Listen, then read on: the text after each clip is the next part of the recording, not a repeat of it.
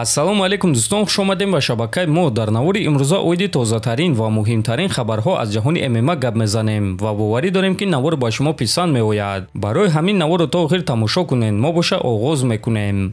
шахсоне ки аз Москва ва Московский област хоҳиши гузаштани граница дошта бошед, пас мо ба шумо одамони бабоварӣ Акай Ғулом ва Акай Умедро тавсия медиҳем ки тӯли чанд сол мешавад ки онҳо дар ин соҳа кору фаъолият мекунанд. ин бародаро шуморо аз Москва ва Московский област гирифта ба мошинҳои худ ба границаи Қазоқистон бурда меоранд. мошинҳои ин бародаро мошинҳои замонавӣ буда ҳамаи шароитҳоро доранд, то ин ки шуморо ба роҳат бурда биёранд. барои ҳамин худи ҳозир ба номерҳои дар рӯи экран буда ё ин ки ба WhatsApp ин рақамҳо занг занен ва граница гузашта ҳуҷҷатҳои худро хуб кунен ва агар ки скидка гирифтан хоҳед, пас ҳатман аз номи канали мо Паҳлавон теҷа гап занен. роҳи сафед дӯстон. ташкилоти UFC ният доранд ки рейтингҳои худро аз топ 15 то топ 20 бароранд. оиди ин чиз шаби гузашта президенти UFC Дана Вайт хабар дод. фикр мекунам ки намуна барои ин корро кардан вазни нимёна аст. мо муҳорибаҳоро ташкил карда истодаем ва ба шумо гуфта метавонам ки қариб ҳамаи ҷанговарони топ 15 вазни нимёна муҳорибаҳои таъиншуда доранд. яке аз чизҳои муҳиме ки мо ҳафтаи гузашта дар вақти ташкил кардани муҳорибаҳо гап зада будем, ин буд ки рейтингҳои худро то топ 20 бардорем, гуфтааст Вайт. бояд гуфт ки айни замон дар ҳамаи ташкилотҳои калон ва машҳури ҷаҳонӣ рейтинги ҳамаи вазнҳо то топ 15 аст. ва акнун чӣ гуна ки мебинем UFC ният доранд ки якум шуда рейтингҳои худро то топ 20 бардоранд. ва дӯстон, шахсан ман фикр мекунам ки ин идея хеле хуб аст. чемпиони вазни сабуки UFC Ислам Махачев оиди ба анҷом расонидани карьераш фикрашро баён кард. дирӯз ман барои ҳолати умумии ҷисмонии худ тест супоридум ва аз сол то сол нишондодҳо зиёдтар шуда истодаанд. ин дафъа тести ман хеле хубтар буд аз оне ки мураббиам интизор буд.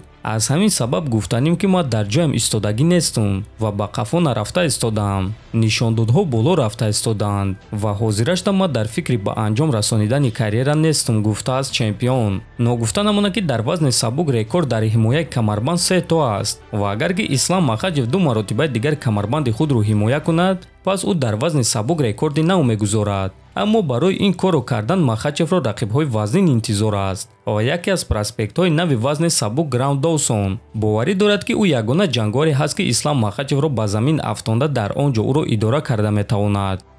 вақте ки ман текдаун мегузаронам, пас ҳамон раунд аз ман мешавад. вақте ки ман рақибонро ба замин меафтонам, онҳо аз ман раҳоӣ намеёбанд. дар гузашта мо дида будем ки чӣ гуна рақибон Ислам Махачевро ба замин афтонданд, аммо ӯро дар замин идора карда натавонистанд, чунки ин кори осон нест. аммо шахсоне ки Исламро ба замин афтонданд, онҳо дар замин ба монанди ман ҷангида наметавонанд ва корҳои маро карда наметавонанд. онҳо сабмишенҳои ба монанди ман надоранд.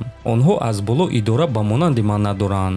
дар охирон муҳориба ман рақиби худ Дамир Исмагуловро 12 дақиқаву 45 сония дар замин идора кардум. барои ҳамин вақте ки ман Ислам Махачевро ба замин меафтонам, пас ҳамон раундро ман мегирам, гуфтааст Доусон. хотиррасон мекунем ки Ислам Махачевро муҳориба зидди Чарлз Оливера рӯзи 21 октябр интизор аст. ана Граунд Доусонро боша муҳориба зидди Боби Грин аллакай рӯзи 8 октябр дар турнири UFC Fight Night интизор аст. шаби гузашта рақиби дар пеш истодаи Муҳаммад Наимов Натаниэл Вуд эълони калон карда ба Муҳаммад Наимов таҳдид кард. ӯ дар саҳифаи инстаграми худ ана ҳамин аксашро гузошта чунин суханҳо навишт: боз 3 ҳафтаи дигар ва мо ба ҷазираи ҷангӣ бармегардем.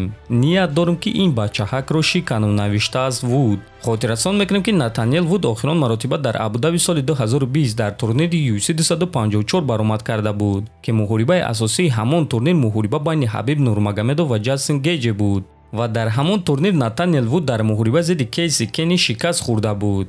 ва акнун чӣ гуна ки мебинем ӯ ният дорад ки ин дафъа дар Абу-Даби ғалаба ба даст биёрад, аммо умедвор мешавам ки Муҳаммад Наимов ба ӯ чунин имкониятро намедиҳад. дар ҳамин ҷо дӯстон, навори мо ба анҷом мерасад. фикру ақидаҳотонро нависен, ҳатман дар канали мо обуна шавен. то боздид, хонободу сарбаланд бошен.